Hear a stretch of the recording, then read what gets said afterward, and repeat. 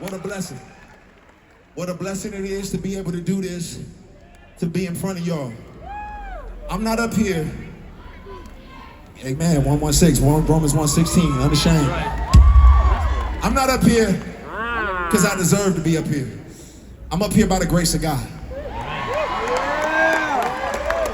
Right? I'm up here because God is merciful and gracious. Because there was times when I turned my back on God. When I thought to myself, man, I could do better by myself. I could figure this out on my own. Where I was not as intensely pursuing him and chasing after him like I should be. But you know what? The Bible tells us that his love and his mercy will pursue us all the days of our lives. When it says that, in the Psalm 23, when it says that, it's not talking about his love. It's just like, hey, are you good? Are you over there? It says the word in the original language means to hunt. The love of God is hunting you right now. It's hunting you down.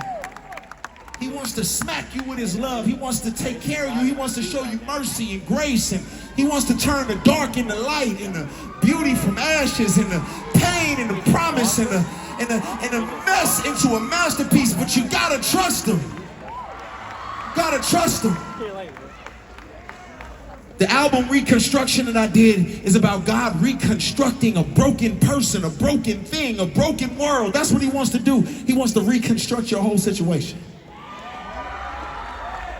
He wants to reconstruct it. When you look in the scriptures, I get encouraged, because even when I turned my back on God, I looked in the scriptures and I saw Peter, and Peter was talking to Jesus, and Jesus was talking to Peter, and Jesus said, hey, I just want to tell y'all something. Y'all are going to fall away from me. And Peter said, no, I won't. Peter said, no, I'm not. I'm a soldier for you, Jesus. I'll never turn my back. I'm a gangster for God. And Jesus said, now, Pete, I appreciate your enthusiasm, but I just want to let you know you're going to turn your back on me. Matter of fact, after the rooster crows 3 times, you'll have already denied me. And Peter was like, what? Jesus, what are you talking about? Pick somebody else, because I am so passionate. I'm so perfect. I'm so powerful, and I'll do it all for you. Peter had to learn that it was only by grace that he was able to do what he did.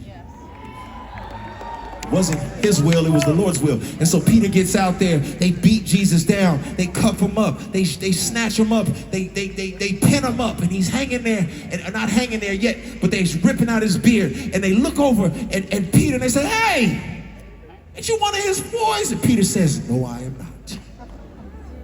Somebody says, hey, ain't you one of them gangsters for God? He says, not me. I'm a civilian. And the third time he denies him. And the third time the rooster crows. And then Jesus is beat up and bloodied up. And he just looks at Peter. And when he looks at Peter, Peter starts weeping bitterly. Because he saw Jesus looking at him. Now, most of us would imagine that when Jesus was looking at Peter, what he was doing was he was saying, man, Peter, I can't believe you did this to me. But that's not. More than likely what Jesus was saying with that look, with that stare, was, Peter, I knew you would fail. I told you you'd fail. And I chose you anyway.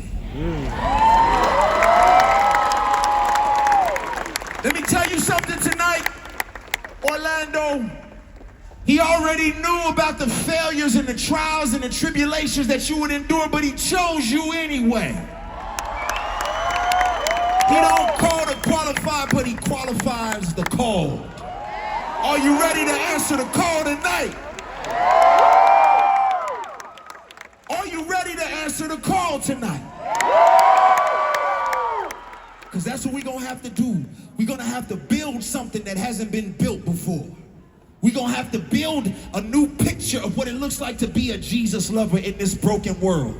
And we're not going to be able to do that in one fatal swoop. It might take a lifetime. You know Rome wasn't built overnight, right? How was it built? Somebody said what? Somebody said what? Brick by brick. Yeah, that's what I said.